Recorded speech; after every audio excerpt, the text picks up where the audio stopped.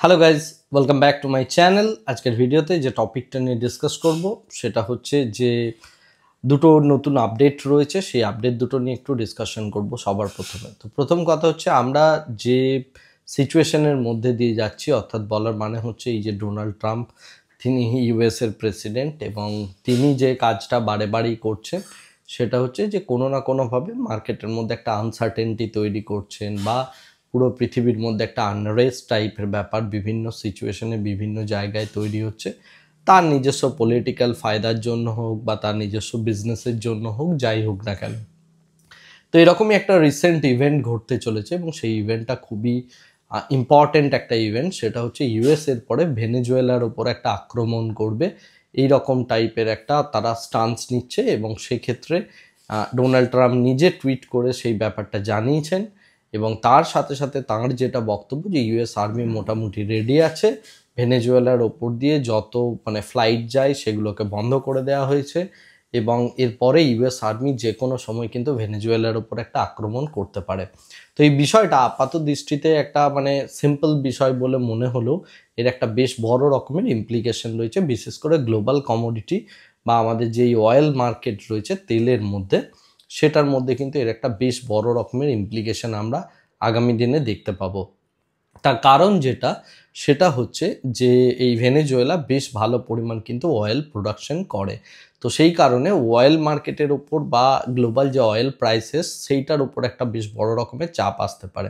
তো Donald Trump এই বিষয়টা কেন করছেন, তার কারণ হচ্ছে তার সাথে সৌদি আরবিয়ার ভালো একটা ডিল আছে। বিশেষ করে সৌদি আরামকো বলে যে কোম্পানিটা আছে, সেটা ডোনাল্ড ট্রাম্পের ছেলের যে কোম্পানি, সেখানে $2 বিলিয়ন কাছাকাছি 2018তেই ইনভেস্টমেন্ট করেছিল, যার কোনো রিটার্ন তারা পায়নি। এবং তার সাথে সাথে বিভিন্ন যে সমস্ত জায়গাগুলো রয়েছে সেখানে দেখা যাচ্ছে এই সৌদি আরামকোর যিনি চেয়ারম্যান রয়েছেন, সিইও রয়েছেন, এনাদের সাথে তার কনস্ট্যান্ট রিসেন্টলি মিটিং ইত্যাদি দেখা গিয়েছে। যার কারণস্বরূপ অনেকেই মনে করছেন যে এই রাশিয়ার উপর যে স্যাংশনটা জারি করা হয়েছে তার একটা রিজন হচ্ছে এটা, যাতে করে অয়েল প্রাইস শুট আপ করে এবং সেটা থেকে একটা সৌদি আরবিয়া অ্যাডভান্টেজ পায়।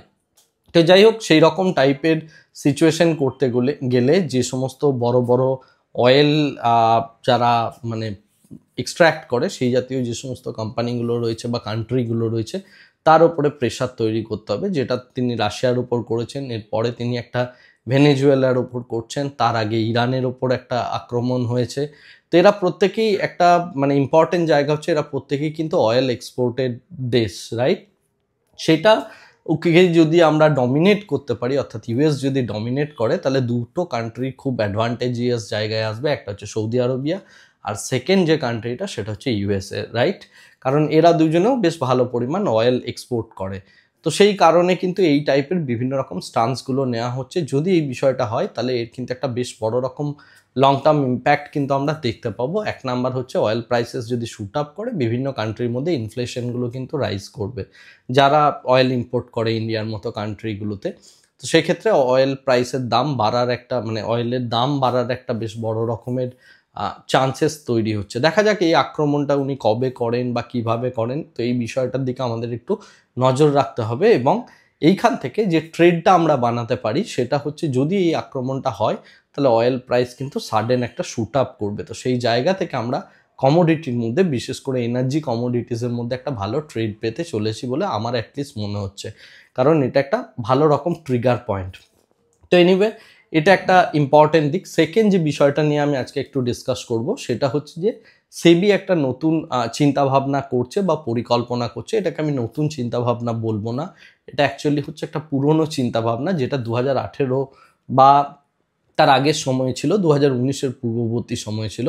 সেটা হচ্ছে যে ইন্ট্রাডে স্টকের ওপর যে আমরা কাজটা করছিলাম, সেখানে সেবি কিন্তু 2018-19 নাগাদ এর মার্জিনটা বেশ ভালো পরিমাণ কমিয়ে দিয়েছিল।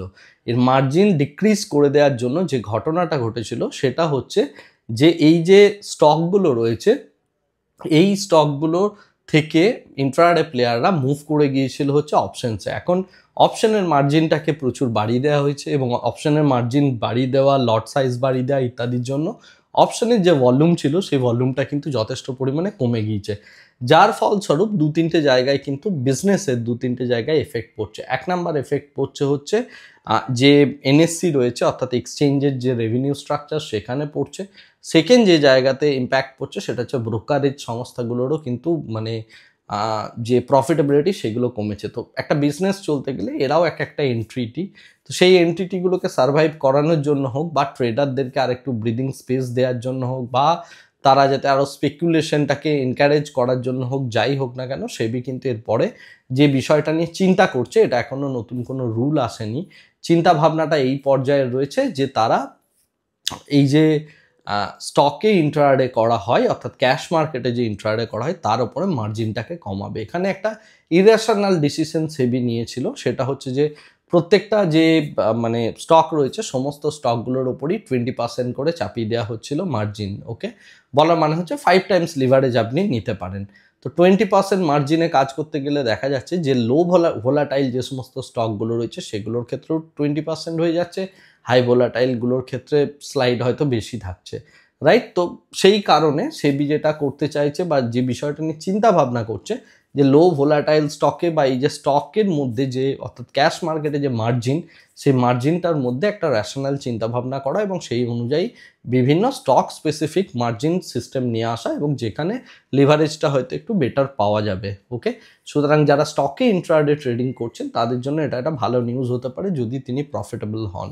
আর যদি কেউ যদি প্রফিটেবল না হয় তাহলে তার জন্য এটা ডেফিনেটলি খারাপ নিউজ, বিকজ তিনি আরও বেশি লিভারেজ নেবেন এবং আরও বেশি লস করবেন। সুতরাং যেটাই করুন না কেন তার আগে চিন্তাভাবনা করবেন। আর যেটা ইম্পর্টেন্ট জিনিস এক্ষেত্রে, এই স্টকের চিন্তাভাবনাটা জাস্ট শুরু হয়েছে কারণ সেবি চাইছে যে ক্যাশ মার্কেটে যাতে আরও বেশি পরিমাণে ভলিউম তৈরি হয় এবং সেই কারণেই এই ডিসিশনটা নেওয়া, নাম্বার 1। সেকেন্ড যে বিষয়টা, এটা থেকে আরেকটা জায়গায় আপনি অ্যাডভান্টেজ পেতে পারেন, বিশেষ করে যারা পোর্টফোলিও হোল্ড করছেন বিভিন্ন স্টকের। এখানে একটা সিস্টেম আছে, অনেকেই হয়তো জানেন না, অনেক রিটেলার জানেন না। আপনি যদি কোনো স্টক হোল্ড করেন সেই স্টকটাকে আপনি রেন্টে দিতে পারেন। যেভাবে আপনি যদি কোনো একটা বাড়ি হোল্ড করেন সেই বাড়িটাকে যেমন রেন্টে দেওয়া যায় বা ধারে দেওয়া যায়, সেরকমভাবে মানে আপনি এখানে স্টক থেকেও রেন্টাল ইনকাম বানাতে পারেন। তো তার জন্য বিভিন্ন ব্রোকার আছে, সেখানে গিয়ে যদি আপনি রেন্টাল অপশনে ক্লিক করেন তাহলে কী হবে, আপনার স্টকটা কেউ না কেউ একজন রেন্টাল হিসাবে নিতে পারে এবং সেটাকে তারা শর্ট সেলিংয়ের জন্য ইউজ করতে পারে এবং অন্যান্য বিভিন্ন পারপাসে ইউজ করতে পারে এবং সেক্ষেত্রে আপনি দেখবেন মোটামুটি 12-18%-এর কাছাকাছি রেন্টাল আপনি পেতে পারেন, রাইট? তো এরকম একটা বিভিন্ন ব্রোকারের বিভিন্ন রকম মানে এটার প্রসিডিওর আছে, সেই প্রসিডিওরগুলো আগে ভালো করে জেনে নিন, জেনে নিয়ে এই রেন্টাল ইনকামটাতে আপনি ইন্টারেস্টেড হলে সেটা করতে পারেন, প্রোভাইডেড আপনি যখন রেন্ট দিচ্ছেন তখন কোনো একজন লোককে এসে আপনার বাড়িতে, মানে বাড়ি যদি আপনি রেন্টে দেন তাহলে কোনো একজন ভাড়াটাকে আসতে হবে, এসে সেটাতে নিতে ইন্টারেস্টেড হতে হবে। ঠিক সেরকমভাবেই আপনি দেবো বললেই সঙ্গে সঙ্গে দিতে পারবেন না, এটা কিছুদিন হোল্ডে পড়ে থাকবে। মানে যিনি রেন্টে নিতে চাইছেন এবং স্টকটাকে নিয়ে যিনি প্লে করতে চাইছেন তিনি এসে করবেন। আপনি বোনাস থেকে শুরু করে ডিভিডেন্ড থেকে শুরু করে সমস্ত কিছু অপশানই পাবেন। তো এই বিষয়টা অনেকেই জানেন না, যারা জানেন না তারা একটু রিসার্চ করে নিন এবং এটা যদি আপনি করতে চান তো করতে পারেন। সেক্ষেত্রে আপনি একটা এক্সট্রা আলফা জেনারেট ডেফিনেটলি করতে পারবেন। তার কিছু প্রসেস আছে, কিছু প্রসিডিওর আছে, কিছু চার্জেস আছে। তো সেই বিষয়গুলোকে জেনে নিয়ে এই বিষয়টাতে আপনি কাজ করতে পারেন। থার্ড যে বিষয়টা নিয়ে কথা বলবো, বিগত কিছুদিন যাবৎ আমার কাছে কন্টিনিউয়াসলি কল থেকে শুরু করে সমস্ত কিছুই আসছিল এবং আমাকে অনেকেই আছেন যারা কমেন্ট সেকশনে কন্টিনিউয়াসলি জানতে চেয়েছেন বা বলেছেন যে নেক্সট ব্যাচ কবে থেকে শুরু হবে, নেক্সট আপনি কবে থেকে পড়াবেন, আবার একটা ব্যাচ করুন ইত্যাদি ইত্যাদি। তো আমার যতক্ষণ না সময় হয় ততক্ষণ অবধি করি না, এটা আপনারা প্রত্যেকেই জানেন।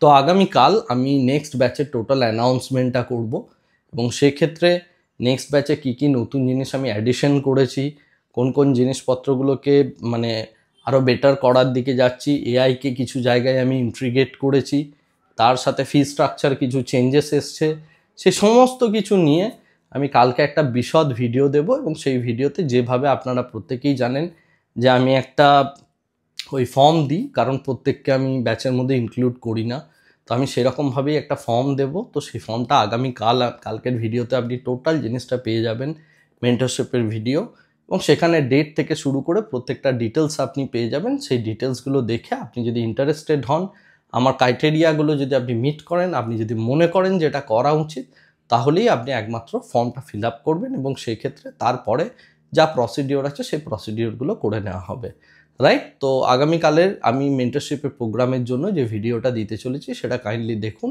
এবং আপনার যদি মনে হয় যে আপনি ক্রাইটেরিয়া মিট করতে পারবেন, তাহলে আপনি ফর্মটা অবশ্যই ফিল আপ করবেন। এই হচ্ছে বিষয়। আর আজকের ভিডিওটাকে আর এর থেকে বেশি দীর্ঘায়িত করছি না, ভিডিওটাকে এখানেই স্টপ করছি। Thank you very much, bye bye, tata.